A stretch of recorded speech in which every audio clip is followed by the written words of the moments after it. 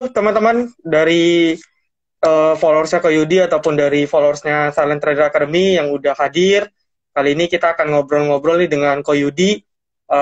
Mungkin teman-teman udah pada kenal lah ya, Koyudi juara HCS juga ya, Koy ya? 2 season ya? Iya, Dua season season 3 ya? sama 5 ya?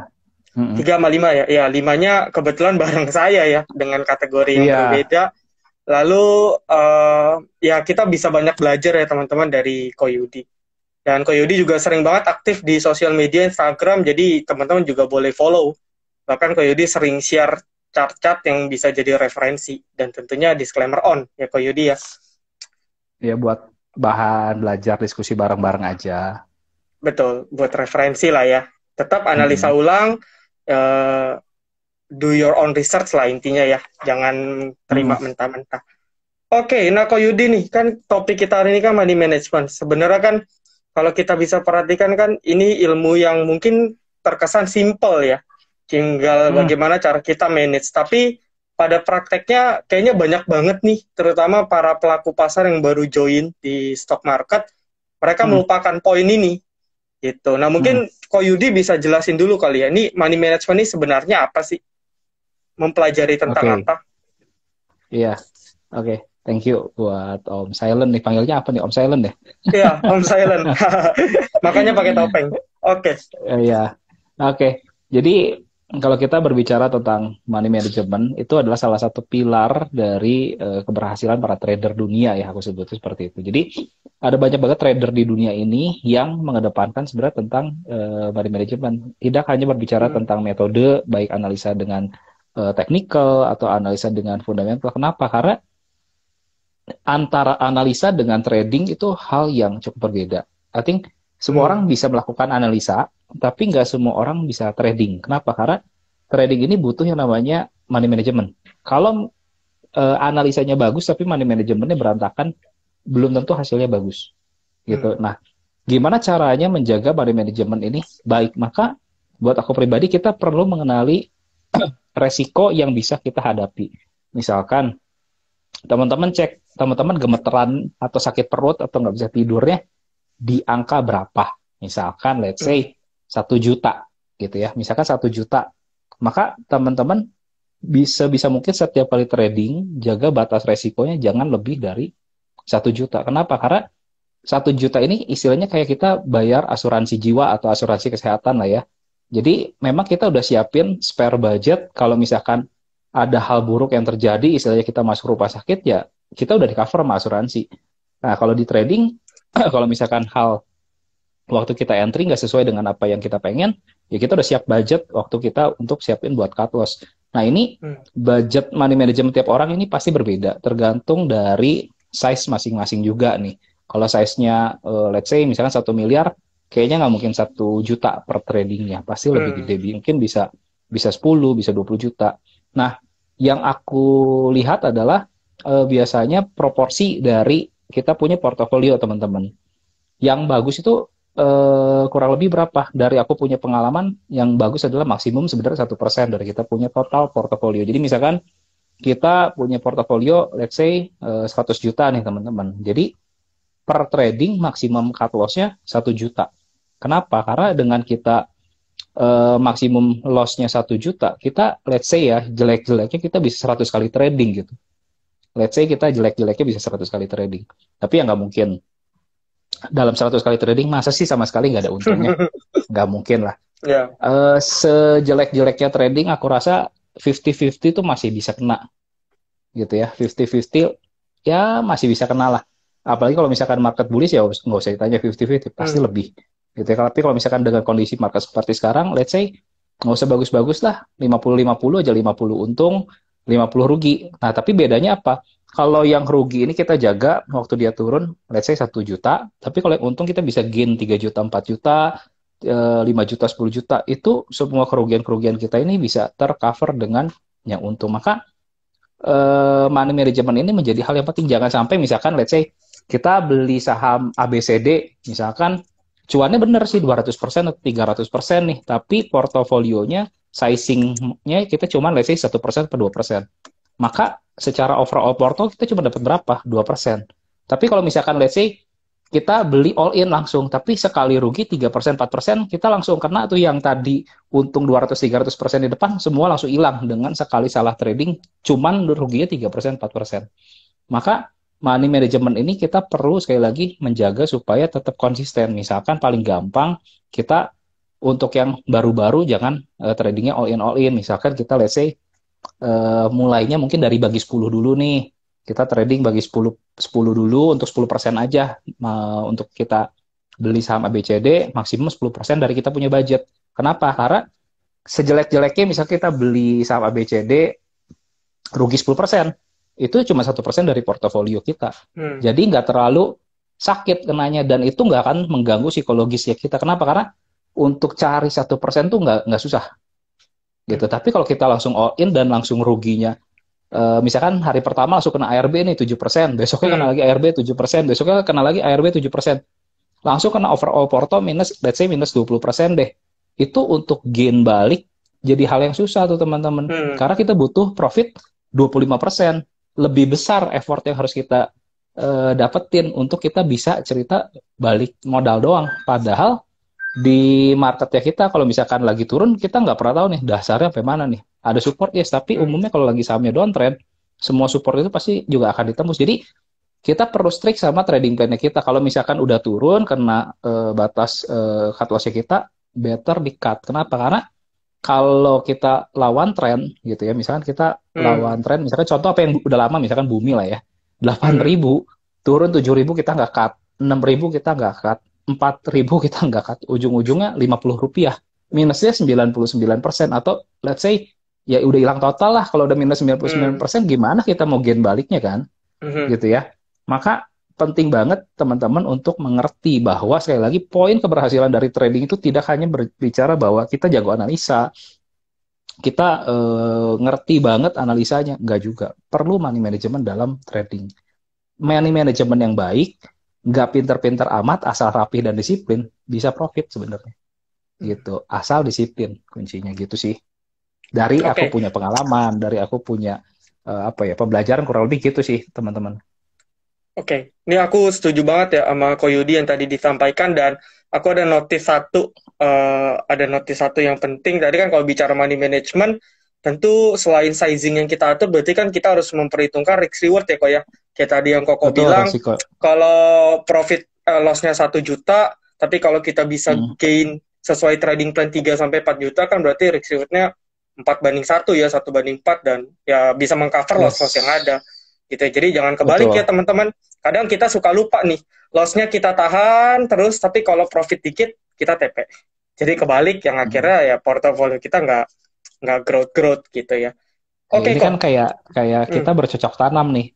Kita punya portofolio, kita lagi bercocok tanamnya tanam cabai atau tanam apel gitu istilahnya. Kalau kita pengen berbuah subur, ya kita pelihara yang apel, yang hijau-hijau ini. Portofolio kita sebisa mungkin isinya ya apel semua, hijau semua. Tapi kalau baru naik apelnya kita buang, yang kesisa cabai semua. Isi portofolionya pasti merah semua gitu. Betul. Ya itu yang sering terjadi sih ya. Jadi ini teman-teman nggak boleh kebalik nih. Yang harus cut loss ya Ko ya. Sedangkan kalau profit kita bisa pasang trailing stop gitu kan. Kita bisa let your profit run, trend following dan sebagainya.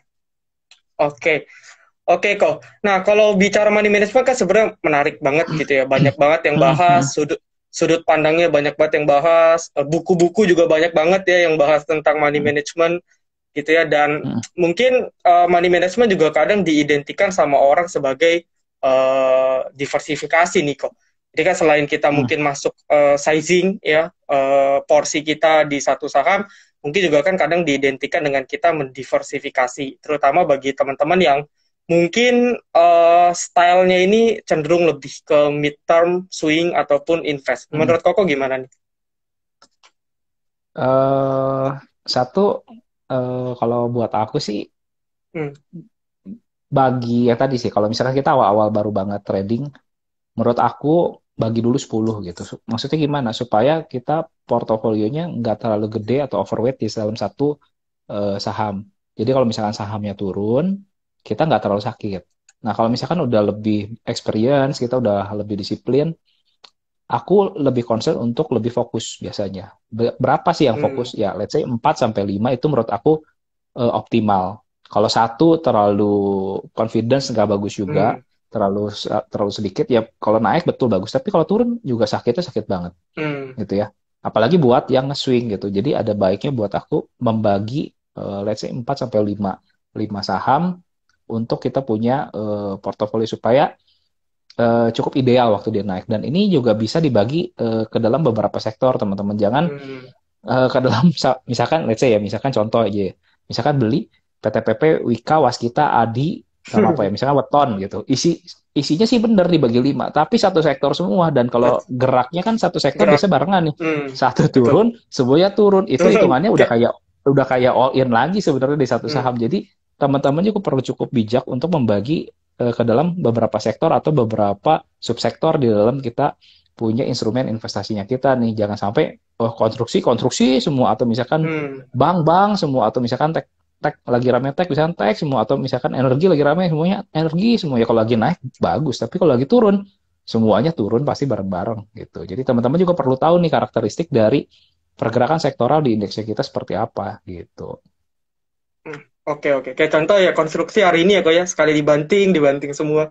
Ya. Hampir semua ARB hari ini. Hampir semua. Dan Mm-mm. tentunya selain sektor ya berarti harus entry di tren yang bullish ya kok ya tentunya ya. Harus menggunakan Betul, tren yang bullish ya untuk entry. Oke. betul. Nah, tadi tadi Kak Yudi udah ngasih tahu nih teman-teman. Jadi untuk awal ya mungkin bisa dari range 7 sampai 10 gitu ya. Lalu kalau mungkin teman-teman Mm-mm. udah lebih ada experience gitu ya, udah banyak prakteknya, ya mungkin nanti bisa dikerucutin gitu ya, sesuai Betul. dengan kemampuan dari teman-teman. Oke kok. Nah, kalau bicara money management lagi, kita tahu kan kalau di pasar saham ini kan style orang kan beda-beda ya. Betul, Karakteristik juga betul. beda-beda, Mm-mm. background juga beda-beda. Kalau ngomong Mm-mm. style juga trading, ada yang day trading, ada yang scalping, Mm-mm. ada yang swing gitu ya, ada yang invest Betul. juga. Nah, menurut Koko, untuk ngatur di setiap jenis gaya trading itu beda gak sih cara ngatur money management atau ngatur money management ini bisa berlaku untuk segala jenis gaya trading nih kok. Sebenarnya buat aku sih berlaku buat segala jenis trading ya. Yang aturan misalkan let's say 1% risk dari kita punya Mhm. portofolio itu berlaku buat semua tipe menurut aku. Tapi Hmm. bedanya adalah waktu kita entry misalkan kita mau scalping, kita scalping kan nggak mungkin 10 saham kita scalpingin dalam satu waktu Hmm. gitu ya. Maka Betul, let's say betul. misalkan kita mau scalping, misalkan kita bagi lagi tadi 20-30% dari kita punya portofolio, tapi kita tahu nih maksimum resikonya berapa 1% tadi. Itu menurut aku jauh lebih oke. Tapi kan perbedaannya apa? Perbedaan time frame. Kalau scalping kita cepet banget, berarti kita cari yang volatile sahamnya. Kalau yang swing kita cari yang let's say pergerakannya mirip sama pergerakan indeksnya kita nih, misalkan Hmm. yang plus minus sehari 2-3% deh, nggak terlalu jauh. Jadi kita tinggal kerja pun hati nyaman, mau tidur hati Hmm. nyaman gitu, nggak pusing gitu. Tapi kalau Betul. misalkan kita sambil kerja, kita masih apa ya, let's say misalkan pegawai kantoran atau misalkan Hmm. apa ya, kita masih ada pekerjaan lain, tapi kita all in di satu saham yang let's say volatile, kita tinggal ke WC tahu-tahu udah ARB, itu kan Betul. risknya udah gede banget. Apalagi kalau misalkan kita let's say arah hunter nih misalkan kita Hmm. beli di arah plus 35 misalkan. Tahu-tahu habis tinggal ke WC balik-balik udah ARB. Itu langsung auto loss berapa tuh sehari 40% lebih gitu 40%. portofolionya kan kenanya kenanya dalam banget dan untuk recover 40% tuh nggak gampang teman-teman. Butuh effortnya 80 sekian persen ya itu susah banget. Hmm. Apalagi baru sekali trading langsung kena segitu mental udah breakdown duluan, mental Betul. udah kena dulu, Betul. udah Udah. JPR duluan gitu. Betul. Buat Betul, betul. boro-boro kejar balik 200%, kita baru trading 5% aja pasti mental udah kena. Langsung pengennya Hmm. bawaannya TP. Bawaannya udah pengen TP. Kenapa? Karena takut rugi lagi. Itu jadi problem di psikologi. Maka penting banget juga nih Hmm. untuk jangan rugi dalam-dalam. Kenapa? Supaya ya udahlah namanya rugi di market tuh hal yang biasa. Tapi kalau rugi nggak gede itu sekalian jadi istilah tadi apa asuransinya kita. Kenapa? Supaya kita buat trading-trading selanjutnya lagi itu tenang hatinya. Kalau kita sekali kena gede ya 3-4 kali pensiun. Kenapa? Karena merasa langsung nggak cocok nih trading begini. Betul. Maka penting banget start small portonya. Kita kenali, kita goalnya seperti apa, gaya yang cocok kita seperti apa. Lalu kenali karakteristik dari saham-saham. Tiap saham punya pola Hmm, masing-masing, beda-beda tuh pergerakannya, bid overnya beda-beda, terus pola pergerakan grafiknya beda-beda. Teman-teman perlu kenali. Nanti makin kenal, lebih enak tradingnya gitu. betul betul. Apalagi kalau kita ngomong saham yang small cap ya polanya memang betul ya identik antara satu dengan yang lain gitu ya. Kalau kita bisa Mm, mempelajari ya itu bisa jadi benefit buat kita sendiri ya kok ya untuk trading. betul. Oke kok. Berarti aku juga setuju sih sama Koko. Jadi kalau money management pada intinya bisa diaplikasikan gitu ya untuk berbagai jenis gaya trading ataupun invest. Tinggal menyesuaikan aja ya kok ya. Tinggal menyesuaikan aja. Dan yang pasti trading plan-nya harus jelas ya teman-teman ya. Setiap teman-teman beli ya Betul. tentu harus harus udah jelas nih. Kalau gagal gimana, kalau berhasil saya harus ngapain gitu. Sehingga balik lagi kayak tadi yang Koko bilang, kalau seandainya gagal karena trading plan kita udah jelas, loss-nya terjaga, psikologis terjaga, ya kita bisa trial error lagi. Tapi kalau Mm, teman-teman sampai udah once sekali aja tumbang dalam, ibaratnya teman-teman udah ngumpulin cuan berbulan-bulan pun, capek. ya sia-sia gitu ya. Ujung-ujungnya malah trauma dan nggak balik lagi di pasar Trauma. saham. Itu kan sangat-sangat amat disayangkan. Oke, Betul. eh, coba ada yang nanya gak ya kok kita sambil lihat.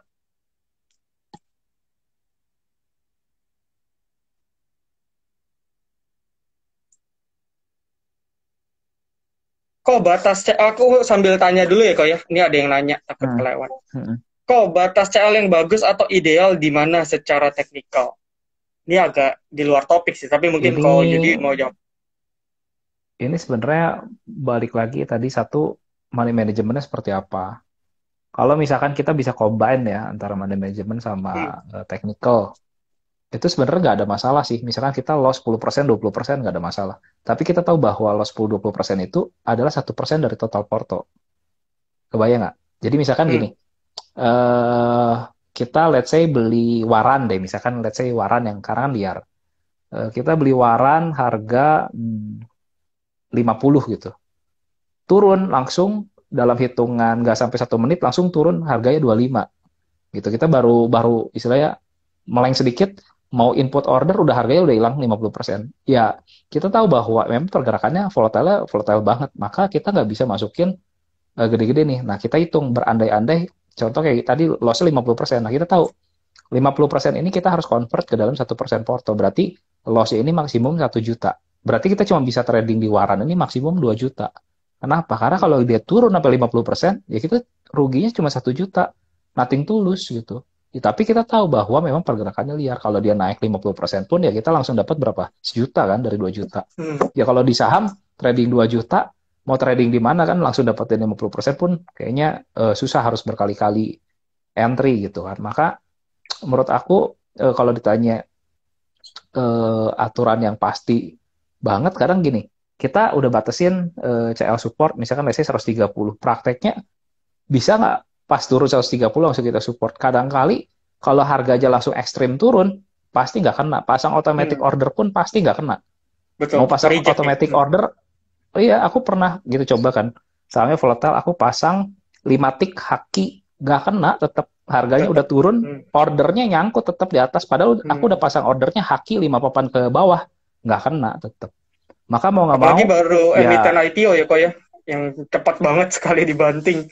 iya, ya, itu liar banget sih biasanya memang. Jadi Hmm, kalau teman-teman juga emiten IPO udah naik arah atau udah apa ya naik cukup tinggi dari harga IPO, ada baiknya juga jangan jangan dikejar. Nah balik lagi tadi ke support cut loss, maka yang paling benar adalah menurut aku balik lagi sesuaikan dengan resiko ya teman-teman. Teman-teman sanggupnya berapa?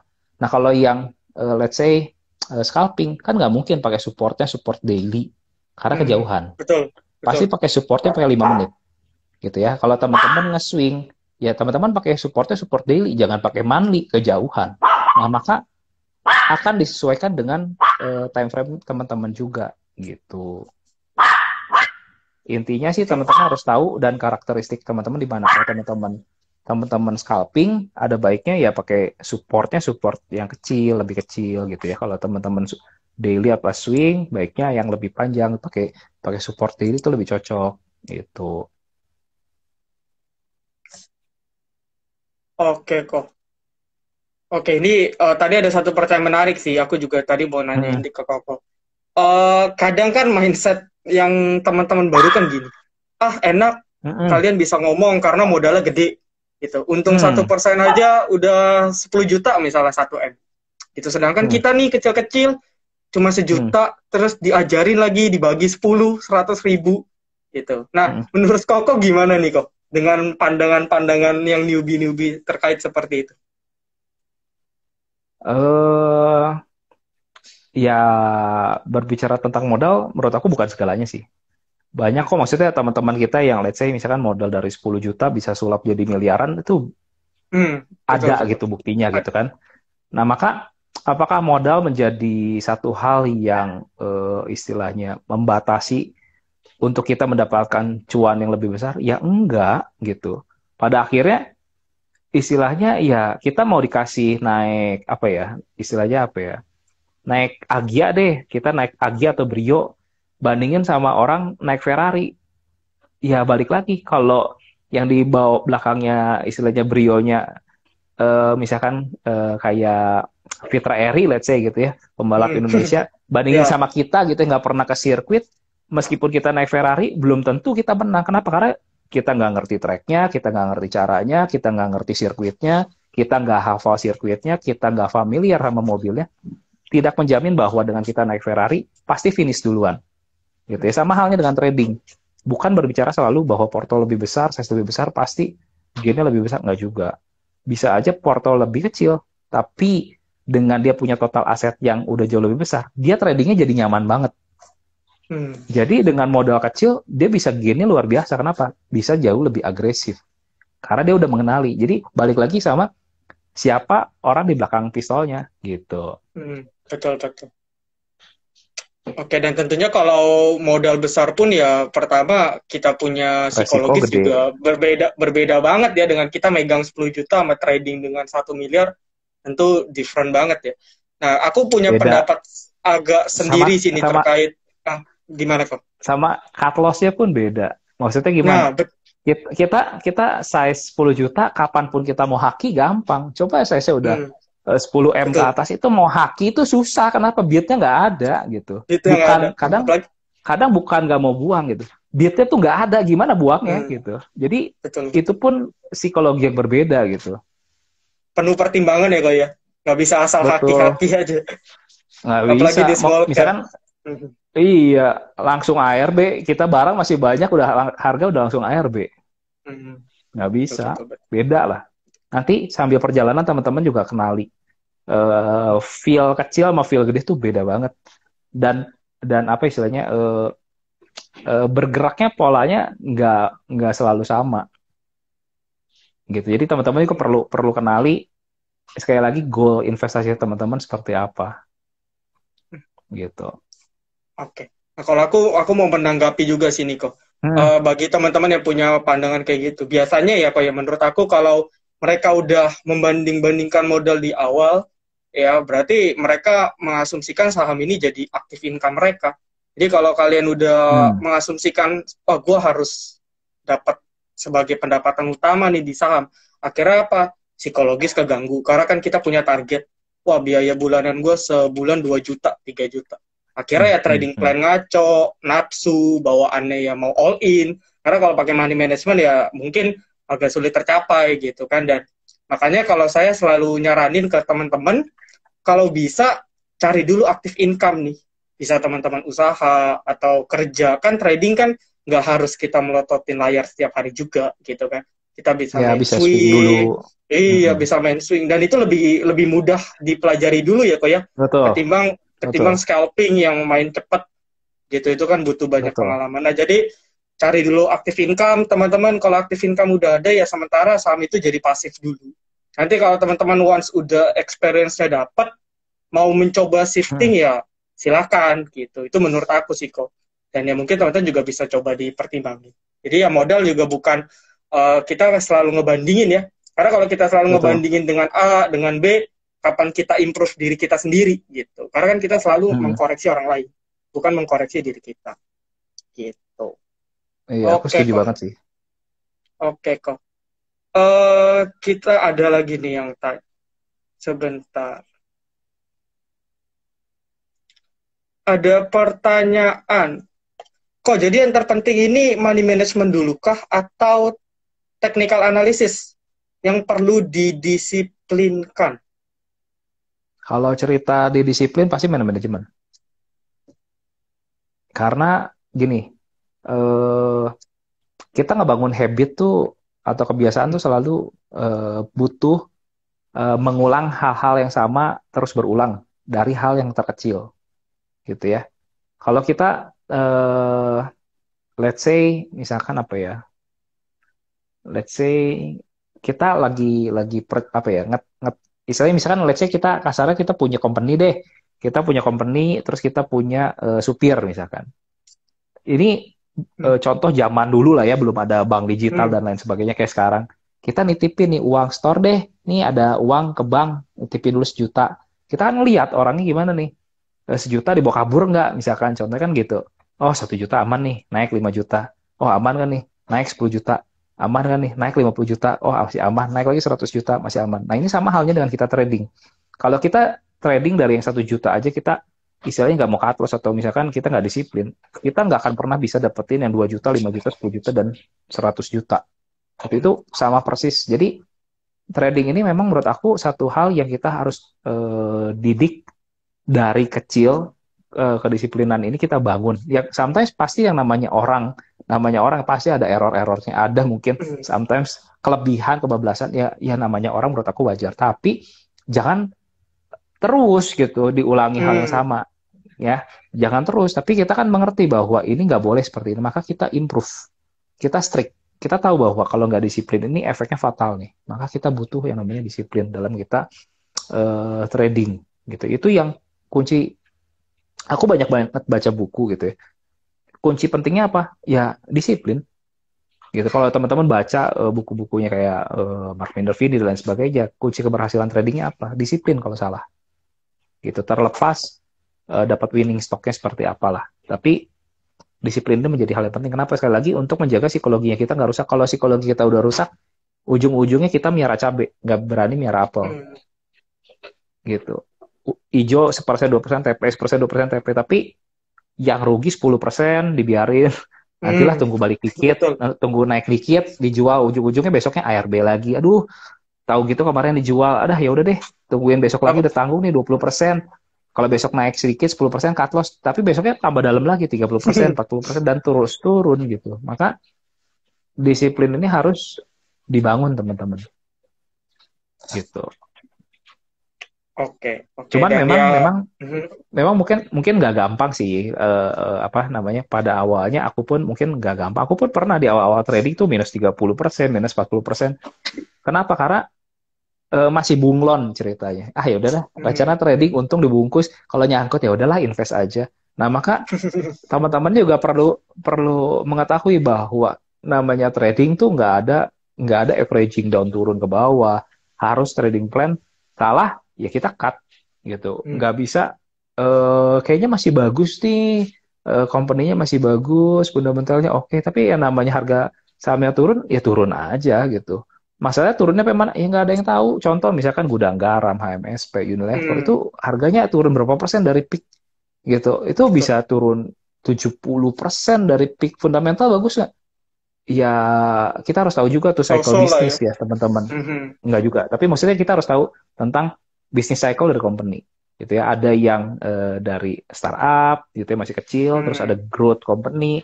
Sampai satu titik yang namanya perusahaan udah bertumbuh panjang, sampai satu titik pasti akan ada yang namanya decline. Hmm. Pendapatan dimakanin sama kompetitor, lalu pendapatan turun, net profit turun, itu sebenarnya bisnis cycle yang wajar lah kalau misalkan teman-teman belajar lebih dalam.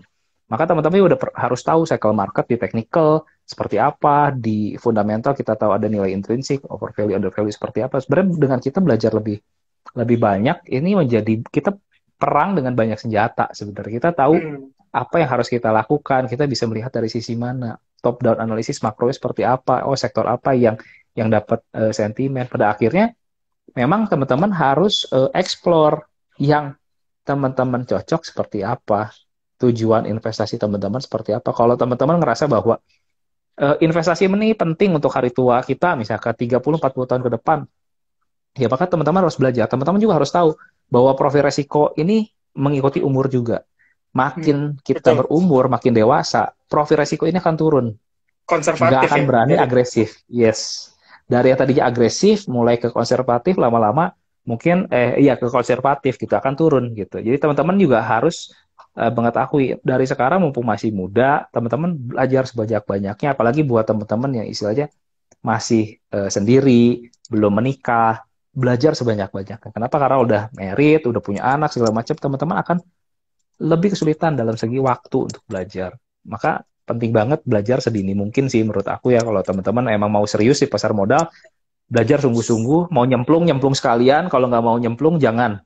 Kalau nggak bakar duit, gitu. Mending beli reksadana aja, reksadana pasar uang, reksadana pasar apa, RDPT gitu. Itu tuh jauh lebih wise kalau misalkan teman-teman nggak Hmm, mau belajar serius di sini. Kenapa? Karena sekali lagi di sini gain-nya bisa tinggi, tapi risk-nya pun besar. Jadi kalau equal mau ya berarti. belajar sungguh-sungguh, betul.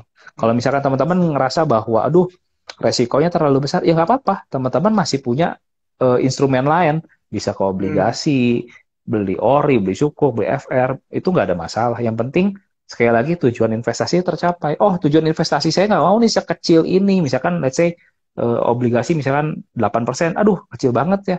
Berarti teman-teman harus cari yang lebih gede apa? Ya saham, misalkan beli BBCA misalkan rata-rata per tahun kurang lebih masih 15%, ya udah teman-teman ngerti gitu. Oh iya ya, beli BCA dibandingin beli depositonya masih dapat gainnya lebih gede. Oh ya udah, tapi teman-teman tahu bahwa harganya bisa naik dan turun. Maka teman-teman entry-nya pun penting dengan teknikal, jangan beli lagi di pucuk-pucuknya gitu. hmm, betul. Oke, oke. Luar luar biasa nih ya teman-teman, banyak sekali yang bisa diambil gitu ya dari penjelasan dari Ko Yudi. Nah, kok aku tadi sempat mau notice tadi kan Ko Yudi ada sebut average Hmm. down ya. Jadi kita tahu kan average Hmm. down ini hal paling lumrah yang dilakukan oleh seorang trader. Ya, cuman memang yang jadi pertanyaan kadang kita belum bisa tahu nih kapan waktu yang tepat untuk average down, atau justru kayak tadi yang Ko Yudi Hmm. bilang, ini Hmm. udah jebol nih, udah jebol support misalnya all time low dan sebagainya, yang nggak usah average down, cut loss gitu. Nah, menurut Ko Hmm. Yudi nih, pertama average down itu perlu dilakukan atau tidak? Terus seberapa penting sih average down itu menurut Ko Yudi? Oke. Averaging down menurut aku boleh dilakukan nggak? Ya, dibilang boleh kalau teman-teman tipenya adalah long investment, beli satu saham buy or hold-nya lama selama company-nya EPS-nya masih growth ya, earning-nya masih Hmm, growth, berarti kan masih bagus perusahaannya ya. hmm, Maka ketika harganya turun, teman-teman bisa melakukan averaging down. Tapi sekali lagi dengan catatan bahwa teman-teman adalah investor kategorinya dengan perusahaan yang masih growth. Itu boleh dilakukan. Biasanya berapa dalam untuk melakukan averaging down? 20-30% turun daripada harga pembelian teman-teman. Jangan baru 1% averaging down, hmm, 1% turun, averaging down, 2% turun, averaging down, minus 7 averaging down, minus betul, 10 averaging down, minus 15 sudah nggak ada peluru, minus betul, 20 betul. nyangkut lumayan, minus 30 bengong, minus 40 ya teman-teman maka harus tahu, kalau udah turun dalam, harganya udah gak mau turun, teman-teman baru averaging down. Tapi sekali lagi ini kategori untuk investor gitu ya. Hmm, Tapi kalau teman-teman adalah trader, jangan averaging down. Kenapa? Karena makin teman-teman averaging down, duit nyangkutnya makin gede. Yang tadi misalkan let's say ya, hmm, teman-teman betul. beli saham ABCD 100 juta nih, loss 5%, 5 juta. Teman-teman averaging down 400 juta, jadi belinya 500 juta, turun lagi 5%. Dari yang tadi loss berapa? 5 juta, jadi loss kalau 500 juta jadi 25 juta tuh. Padahal kalau di awal cut loss 5 juta, teman-teman nggak akan jadi rugi 25 juta. Teman-teman hanya menambahi rugi. Apalagi udah turun lagi, tambahin lagi 1M. Dari yang tadi beli 100 juta, rugi 5 juta, sekarang beli 1M turun lagi, HRB 7%. Itu mungkin bisa kena hampir 100 juta. Dari rugi 5 juta, jadi ruginya 100 juta. Itu pening pala gitu ya, kalau harganya turun terus gitu. Nah, kan bisa aja harganya naik. Bisa, tapi teman-teman harus kenali siklusnya. Kalau udah Hmm, downtrend, jangan averaging down.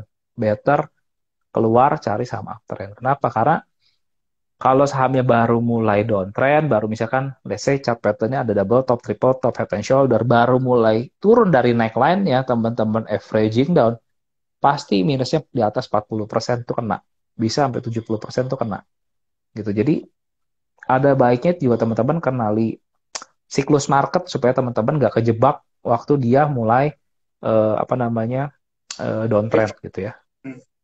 Itu penting gitu. Kenapa sih? Maksudnya gini, sederhananya gini teman-teman. Misalkan aku suka kasih contoh ini, harga masker deh teman-teman perhatiin.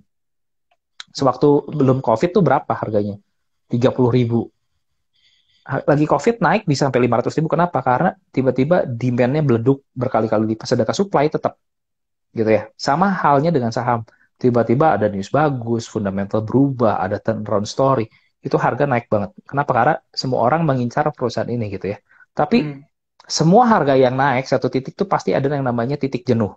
Pasti ada titik jenuhnya. Harganya udah nggak mau naik gitu. Dan kita Betul. perhatiin kalau dia harga sahamnya udah naik nih 100%, 200%, 300%, masa iya kita beli di atas, udah naik 300%, yang di bawah-bawah pasti pada mau jual dong. Hmm. Maka jangan paksain beli di paling atas, atau udah naik 300% baru kita kejar. Udah ARA 7 hari baru kita beli, itu sih gila gitu ya. Atau ARA 3 hari kita kejar, itu sih gila. Gitu. Maka penting banget juga nih mengerti technical supaya kita dapat entry yang cukup ideal. Dan Hmm. kalau udah naik tinggi, money manajemennya juga dipakai gitu. Jangan langsung all in di situ porsinya. Kita coba cicil dulu. Bener nggak Hmm. gitu. Jangan-jangan habis kita beli langsung longsor tuh kenanya dalam juga gitu. Jadi menurut aku memang trading ini kalau dijalanin sebenarnya sederhana, tapi waktu dipelajari awal ini cukup kompleks teman-teman. Butuh belajar banyak faktor supaya eh, trading ini jadi menyenangkan sih gitu. Hmm.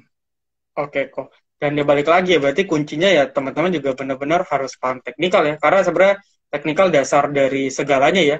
Dari teknikal baru kita bisa ngembangin dan bisa kita kombinasiin tuh. Kayak money management, Hmm. diversifikasi, ngitung risk reward, dan sebagainya. Karena memang banyak banget ya Ya, kok ya. Apalagi kita tahu tahun kemarin banyak sekali emiten yang beggar, terutama di sektor teknologi atau digital ya, digital bank. Dan hmm. ya let's say kalau kalian maksa kejar di atas terus dan nggak punya trading plan, yang kayak tadi yang Ko Yudi bilang, Hmm. batas resikonya nggak jelas di berapa, ya rata-rata udah turun 80% sampai 70% tuh dari peak. Ya itu kesalahan yang cukup fatal. Nah kok, Hmm. Jadi kalau tadi aku hmm. gimana? Gimana kok? Tiap tahun menurut aku tiap tahun pasti ada aja sih yang Pasti ada bisa ya, betul. ten bagger. Hmm. Cuman problemnya adalah banyak apa sedikit gitu ya. Kalau misalkan contoh kayak 2017-18 itu juga Tekim, INKP itu naik Skip 20 kali INKP, lipat. betul. Indi, Skip. Indi naik 40 kali lipat dari 100 ke 4.000. Ada aja yang naik. Tapi apakah setiap tahun akan sahamnya itu enggak? Pasti jawabannya enggak. Dia akan berganti. Tiap tahun pasti ada apa ya istilahnya kuda kuda hitam yang baru gitu. Pasti ganti kudanya. Nggak mungkin Tekim tahun kemarin 20 kali lipat, tahun ini naik lagi 20 kali lipat. Nggak mungkin. Kayak dulu misalkan tahun yang tadi sebutin Arto misalkan let's say ya Hmm. dari harga berapa tuh anggap 100 ke 20.000 nggak mungkin bisa terulang lagi gitu. Jadi kalau udah lewat masanya kita baru kejar yang paling atas dan pengen terulang kembali nggak bisa udah lewat kayak Bitcoin misalkan dari Hmm. awal 2021 berapa ya waktu itu ya berapa ya ya pokoknya naik sampai 60.000 atau Hmm. yang lebih liar misalkan Doge lah apa segala macam udah naik ratusan kali kita baru mau kejar udah pasti cuci piring. Betul. Kenapa? Karena momentumnya telat banget. Kita belinya di peak banget. Maka ketika dia mulai lari atau mulai rally, ya kita entry di sana gedean gitu. Jangan udah di peak, upside udah nggak banyak, downside gede, Hmm. ya risk reward nggak oke, kita paksain kejar. Itu pasti bojok. Apalagi ya misalkan contoh lain, aku kasih contoh-contoh aja lah biar maksudnya teman-teman sama-sama melihat hal-hal yang sering terjadi misalkan kayak KF, INAF, IRA, Hmm. Antam itu kalau udah naik Antam misalnya dari berapa tuh waktu itu 300 apa berapa ya bottomnya naik ke 3.000 tuh udah naik 10 kali lipat. Masa ya kita Hmm. belinya di 3.000 gitu kan nggak wise gitu. Maka kita juga perlu tahu oh ini bottomnya kemarin berapa nih oh 600 harga sekarang berapa 800 oh baru upside 20 sekian persen, oh masih oke untuk kita kejar. Tapi kalau udah upside-nya 200%, udah Hmm. naik nih 200%, ya jangan dikejar. Mending cari sektor yang lain Jangan paksain. Karena apa? Karena sekali lagi tujuan kita di sini kan berinvestasi untuk menghasilkan profit. Hmm, Jangan jadi donatur istilahnya kasar kan gitu. Maka kita pun betul. harus bijak dalam berinvestasinya kita. Yang yang bisa membatasi diri kita ya diri kita sendiri. Yang paling mengerti diri kita ya diri kita sendiri sebelum kita beli ya kitanya pun harus isi kita punya apa ya pengetahuan supaya kita nggak beli selalu di paling atas gitu. Atau contoh lain kayak misalkan sepeda Brompton kalau misalkan teman-teman tahu Hmm, tahun 20 kan Funtik, COVID rame banget tuh ya, Brompton ya. betul. Harga dari berapa? 30 juta, 50, 80, 100, 150, 200, 250. Sekarang nggak ada yang mau gitu. Jadi teman-teman perlu tahu apa yang naik pasti someday akan turun. Tinggal Hmm. masalahnya seberapa jauh dia naik tergantung seberapa kuat demand ini masih bisa bertahan. Tapi kalau udah semuanya punya, ya pasti akan turun. Gitu. Jadi teman-teman harus tahu sih siklus market itu seperti apa. Nah itu tinggal combine tuh dengan technical, money management, supaya lebih apa namanya efisien lah tradingnya, lebih optimal juga investasinya gitu. Oke kok, luar biasa banget. Nah, tadi aku ada sempat notif nih, bicara tadi kan average down. Kalau benar, dikit-dikit kadang kesalahan retail atau teman-teman yang baru kan, sama dulu saya juga pernah sering banget, turun dikit 3 tik nambah. Turun dikit 3 tik nambah. Akhirnya tahu-taunya baru turun 10% udah full dana, ya akhirnya udah nggak bisa Itu ngapa-ngapain. Itu itu fatal. pengalaman yang sama lah. Itu aku Sama pun ya. pernah Dan mengalami hal-hal seperti itu. hmm, Pasti lewatin lah terkesan proses semua sama. terkesan simpel ya kok ya, terkesan simpel tapi fatal Eh, sekali ya sebenarnya ya kalau simpel. Nah, kalau bicara gitu kan berarti kadang kalau bicara money management kita kaitkan kan tentu kadang kita sering dengar nih kok istilah free cash gitu ya yang ada di Porto. Jadi yes. kita ada standby uang cadangan, benar-benar uang yang benar-benar cadangan. Nah, kalau versi Koyudi nih, pertama Koyudi nyediain free cash itu gak di Portonya? Terus kalau memang sediain, versi Koko sendiri itu biasanya berapa persen dari Porto? Aku biasa sambil ngeliatin siklus dari IHSG sih. Kalau IHSG udah mulai di Hmm. peak, aku hampir 90 sampai 100% tuh cash. Jadi Oh, aku kan ada porto wetensi swing ya. ya. Hmm. Karena aku gini, karena kalau teman-teman belajar siklus market, teman-teman nanti tahu ada time cycle-nya berapa lama nih kira-kira satu siklus berlangsung antara siklus pendek sama siklus panjang. Nah, kalau siklus panjangnya udah jalan, naiknya udah sekian lama, upside-nya udah besar, pasti dia ada koreksi, nggak mungkin nggak ada koreksi. Hmm. Nah, kalau udah di peak, itu koreksinya biasanya lumayan dalam gitu. Nah, kalau udah nyampe-nyampe situ, ada baiknya, karena kita nggak bisa nge-short marketnya, ada baiknya Hmm. apa? Standby cash di luar. Supaya waktu turun, portofolionya nggak keseret. Kenapa? Karena aku punya pengalaman berkali-kali ya. Apalagi market nggak ARB 7%. Teman-teman harus Hmm. tahu bahwa kita gain 3 bulan, 4 bulan bisa hilang 2 hari.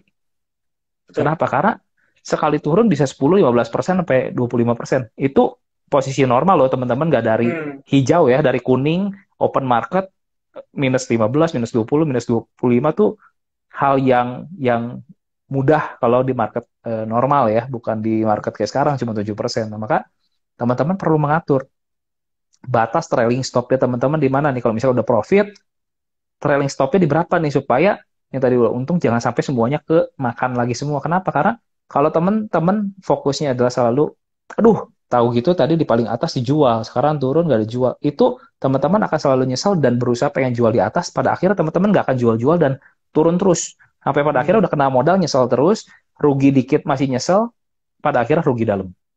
Gitu. Itu pengalaman juga yang pernah aku lewati gitu seperti itu. Maka dari sana kita belajar bahwa oh ya market tuh nggak bisa seperti itu. Market tuh nggak ada ampun-ampun ya sama kita. Mereka Hmm. nggak peduli siapa kita.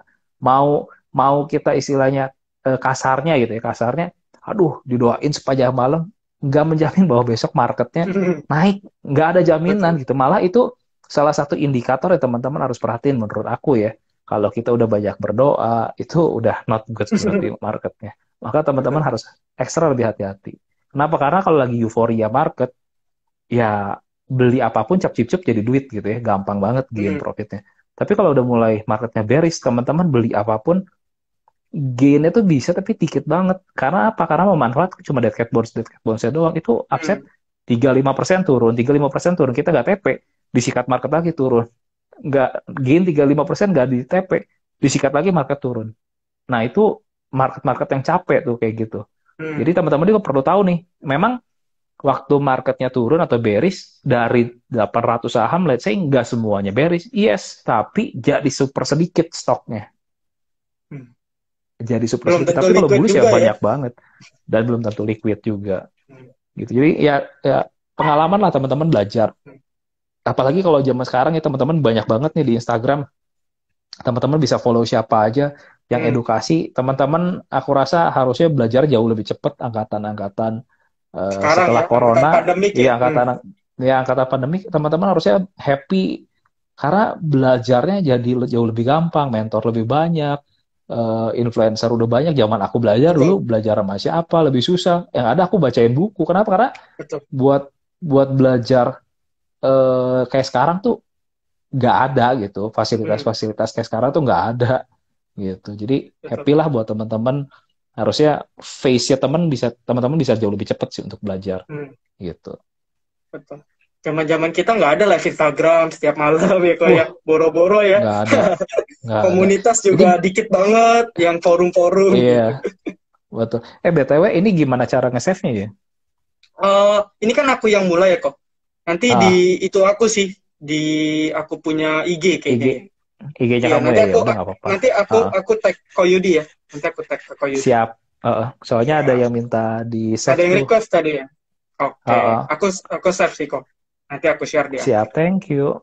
Mm-mm. Oke, nah ini kan udah mau 1 jam nih kok. Mungkin sebagai Iya, nggak berasa. pertanyaan, iya nggak berat. Kalau ngobrol kayaknya cepat deh kok ya. Nah, sebagai Iya. pertanyaan pertanyaan ending nih kok. Ini juga tadi banyak di request sama teman-teman dari FTA dari Silent Trader. Pertama nih, Hmm. pandangan Koko terkait market. Nah, kira-kira Hmm. gimana nih kok?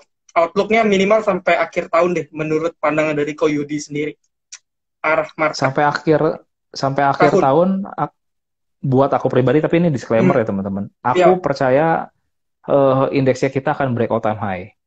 Jadi akan break dari kemarin berapa tertingginya, dia akan break dari all time high. ya, Tapi untuk di bulan ini mungkin akan turun dulu sampai akhir bulan atau awal Oktober harusnya Oktober. koreksi dulu. Kenapa? Karena secara pola lebih gede dia dari range 7.350 seingat aku kalau nggak salah sampai 6.100 itu dia lagi pola sideways gede ya. Dan Hmm, kemarin IHSG-nya kita kan hari Kamis kalau aku nggak salah itu dia udah break all time high tapi bikin candlestick panjang mirip shooting star dan hari betul. Jumat itu dia break dari rising wedge tuh teman-teman, maka Hmm, ada tanda-tanda bahwa IHSG akan melemah terlebih dahulu tapi minor, nggak major. Major masih uptrend teman-teman, tapi minor wajar lah ya, maksudnya 2 bulan hmm, dari Juli betul. Agustus kan naik terus tuh nonstop, Juli Agustus Di ya, push. September sekarang agak koreksi, wajar lah, nggak ada masalah sih menurut aku. Tapi so far untuk sampai akhir tahun aku sih bullish gitu. Hmm, oke. Dan justru sebenarnya kesempatan ya kak ya, kesempatan Betul, untuk buy kita on dip. preparation. Iya, buy on dip Iya, buy atau on buy dip on mid. dong. Karena Betul. kapan lagi kan maksudnya dapat sale depan mata gitu. Ya Hmm, ada sale dimanfaatin dong, borong sebanyak-banyaknya. betul, betul. Gitu. Ya, karena kan dari bulan kemarin kan nggak kesempatan nih kok, naik terus naik terus kan. Di sini Iya dong. salah satu timing terbaiknya. Oke, oke Betul. kok. Nah, satu satu lagi nih kok. Eh, teman-teman nih pada minta watchlist nih kok. Mungkin dari Waduh. sektor. Tentu disclaimer on ya, teman-teman ya. Tentu disclaimer on ya, harus analisa ulang. Watchlist, terserah kok bisa sektor yang mungkin kok lagi ada perhatikan dalam mungkin ya sepekan 2 pekan ke belakang, atau mungkin ya ada spesifik ke beberapa emitennya mungkin, nah, mungkin Hmm, kok jika berkenan. sektor sektor teman-teman kalau buat aku di video Hmm, live sebelumnya juga aku udah sempat pernah bahas nih sama siapa yang main cuan hmm, official rasanya. Sektor yang buat aku masih menarik tuh sampai akhir tahun masih energi satu. hmm, Kedua, eh, properti konstruksi itu menarik buat aku. Kenapa? Satu, teman-teman tak harus tahu bahwa ada namanya rotasi sektor, gitu ya. Duit yang udah di atas-atas nih saham-saham pasti akan pindah masuk ke saham yang masih di bawah. Nah, yang menurut aku masih di bawah itu properti dan konstruksi. Nah, teman-teman tinggal riset sendiri yang mana sahamnya, tapi sektoralnya itu menurut aku itu akan menarik. Terus setelah energi, properti konstruksi, mungkin Subsektornya teman-teman juga boleh perhatiin yang EBT, energi baru terbarukan. Ini Hmm. lagi hype. Maksudnya teman-teman juga harus lihat momentum nih. Oh, lagi ada momentum apa nih sekarang? Kalau dulu kan bank kecil lah atau Mhm. farmasi lah, itu teman-teman juga bisa perhatiin. Jadi kurang lebih itu aja. Tapi teman-teman ya riset sendiri aja sahamnya apa, support resistannya di mana, base entry-nya di mana, supaya teman-teman juga belajar, gitu ya. Oke, berarti aku rangkum ya kok ya. Pertama, kalau sampai akhir tahun berarti energi, gitu ya, energi, terus konstruksi properti karena mungkin posisi masih mostly banyak yang masih di bottom. Itu sama mungkin subsektor ya, ya IBT ya yang lagi cukup banyak di ramai lah diperbincangkan ya untuk beberapa saat. Oke, Ya so karena harga energinya mhm, mahal tuh. betul, masih bertengger di atas kok, nggak turun-turun. Betul. Oke, so udah 1 jam nih kok, dan thank you banget udah mau kami undang gitu ya untuk ngobrol-ngobrol. Sukses juga untuk Koyudi ke depannya. Mungkin next kalau ada event kita bisa ngobrol lagi ya kok ya, live Instagram Ayo, itu. Oke, boleh. so thank you juga teman-teman. Mungkin nggak semua pertanyaan bisa ke cover ya, karena tadi juga ada beberapa pertanyaan. Tapi nanti rekamannya saya share gitu ya, nanti teman-teman bisa tonton ulang. So thank you teman-teman dan Koyudi gitu ya. See you di lain Siap. kesempatan. Oke, thank you Thank you ya ko. semua. Thank Sehat-sehat you, thank semua. you. Bye-bye.